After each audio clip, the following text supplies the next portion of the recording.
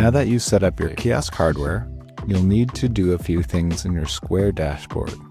The first thing to do is to go to your account and check your subscriptions, account settings.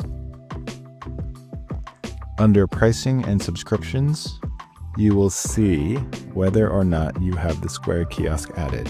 In this case, I have the Square Kiosk provisioned for one kiosk device here. If this is not, and you'll see that it's active. If this is not active for you, you can configure it here.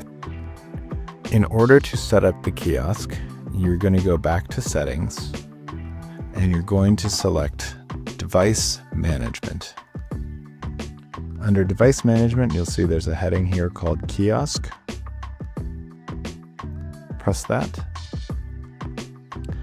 And you're going to go to the kiosk settings page. If your account is not properly provisioned for kiosk, this button here will be deactivated and you'll need to add the subscription. Once you've done that, you're going to click Add a Kiosk Device. Once you do that, you'll be prompted with the question of what device you are adding. In this case, you want to be adding a kiosk. Press that. Now, set a device location. What you're doing here is telling the point of sale where the kiosk is going to be used. In my case, I have one location on this account. It's called Sandbox Trattoria, and I'll be placing it there. If you have more than one location, you can find it here from this dropdown. So I'll select that and I'll click Next. Now, what I'm going to do now is I need to create a device code by giving the kiosk a name. So in this case, I'm going to call this Trattoria Kiosk 1. This is my first one. I'm going to push create.